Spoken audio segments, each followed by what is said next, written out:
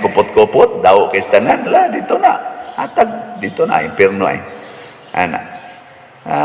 Gamay ra na, pero dako kay nagbalyo. Nga naman, imong giapil ang imong kaugalingon sa simbahan. Kining pagpasaylo, pasabot ana, ikaw, ako, usana. Munang pasayloon ti ka, aron magkahiusa ta. Ug ang atong pagbuhat ana, nakapahiusa ngadto sa Ginoo nga nagsigig pasaylo nato bisag balik-balik ng atong sige lang gyapon pasaylo ug mao nay importante. Dili ang atong pagpakasala mo'y atong kahadlukan. Ang atong kahadlukan kung di na ta kamaong mo pasaylo sa nakasa nato.